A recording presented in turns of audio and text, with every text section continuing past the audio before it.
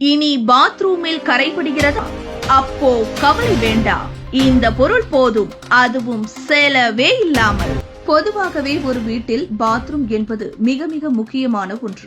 அதேபோல் பாத்ரூமை சுத்தமாக வைத்துக் கொள்வதும் முக்கியம். இல்லை என்றால் தொற்று கிருமிகள் எல்லாம் பரவிவிடும். மேலும் நம் பாத்ரூமில் அடிக்கடி குளிப்பதால் அந்த அழுக்கு கரைகள் அப்படியே டைல்ஸில் கரையாக படிந்துவிடும். இதனால் அந்த கரையை தேய்ப்பது என்பது பெண்களுக்கு சவாலாகவே இருக்கும். இதற்கெல்லாம் நாம் அதிக விலை கொடுத்து பொருட்கள் வாங்கி வந்து டைல்ஸில் தேய்க்க வேண்டிய அவசியம் இல்லை. இந்த பொருட்களை வைத்தே மிக எளிமையாக பாத்ரூமில் சுத்தம் செய்து விடலாம். பாத்ரூமை டைல்ஸை சுத்தம் செய்ய வினிகரை பயன்படுத்துங்கள். வினிகரை பாத்ரூம் டைல்ஸில் ஊற்றி சிறிது நேரம் ஊற வைத்துவிட்டு பின்னர் பிரஷை வைத்து சுத்தம் செய்தால் கரைகள் அனைத்தும் எளிதில் நீங்கிவிடும். எலுமிச்சை தோலை பயன்படுத்திவிட்டு உடனே தூக்கி எறியாமல் அதனை தண்ணீரில் போட்டு கொதிக்க வைக்கவும். பின்னர் இந்த தண்ணீரில் சோப்பு திரவத்தை சேர்த்து கலக்கவும். பின்னர் அந்த தண்ணீரை பாத்ரூம் மூலைகளில் நன்றாக தேய்த்தால் கரைகள் நீங்கி பாத்ரூம் பளபளப்பாக மாறும். முந்தைய நாள் இரவே பாத்ரூமில் பேக்கிங் சோடாவை போட்டு பரப்பவும்.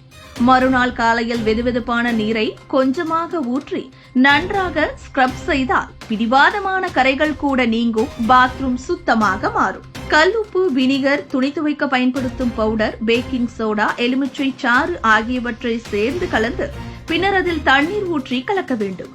பின்னர் இந்த கரைசலை பாத்ரூம் டைல்ஸில் போட்டு ஊற வைத்து 10 நிமிடம் கழித்து பிரஷை வைத்து தேய்த்தால் போதும். கரை படிந்த பாத்ரூம் பளபளப்பாக மாறும். டாய்லெட்டில் கிருமி நாசினியை தெளித்து ஒரு இரவு முழுவதும் அப்படியே விட்டுவிடவும். ஏனெனில் சில வைரசுகள் எளிதில் ஒழியாது, பிடிவாதமாக டாய்லெட்டில் தங்கியிருக்கும். அவற்றை அழிக்க இந்த கிருமி நாசினி தெளிப்பு நீண்ட நேரம் இருக்க வேண்டும்.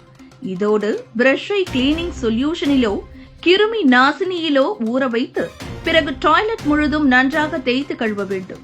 சுத்தம் செய்த பின்னர் பிரஷை நன்கு சுத்தப்படுத்தவும்.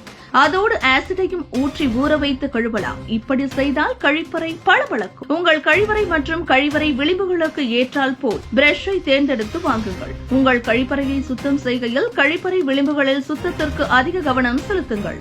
மேலும் அதனை சுத்தப்படுத்த கொஞ்சம் அதிகப்படியான எல்போ கிரீஸை பயன்படுத்துங்கள். ஆசிடையும் பயன்படுத்தலாம். இது மிக நுணுக்கமான வேலை என்பதால் கைகளுக்கு பாதுகாப்பு உரை போட்டுக் கொள்வது முக்கியம். டாய்லெட் பீங்கானை சுத்தப்படுத்துவது ஒன்றும் பெரிய விஷயமல்ல. வினிகரை கொண்டு பீங்கானில் ஸ்ப்ரே செய்து 8 மணி நேரம் ஊறவிடுங்கள். பிறகு சாதாரணமான சோப்பு நீர் விட்டு பிரஷை கொண்டு தேய்த்தாலே டாய்லெட் பளிச்சிடும். ஆசிட் பயன்படுத்தும் போது டாய்லெட் பீங்கானின் நிறம் மாறும். ஆனால் வினிகர் பயன்படுத்தி சுத்தம் செய்யும் போது டாய்லெட் பளிச்சென்று நிறம் மாறாமல் இருக்கும். பாத்ரூம் டைல்ஸ் மற்றும் தரையையும் வினிகரை கொண்டு சுத்தம் செய்யலாம். நீங்கள் தினமும் இரவு உறங்க செல்வதற்கு முன் பாத்ரூமை சுத்தமாக கழுவிவிட்டு உறங்குங்கள். தினசரி பாத்ரூமில் சுத்தம் செய்வதால் உங்களுக்கு வேலை கடினமாக இருக்காது. மேலும் வாரத்திற்கு ஒரு நாள் கண்டிப்பாக கிருமி நாசினிகளை கொண்டு பாத்ரூமில் சுத்தம் செய்தால் போதும்.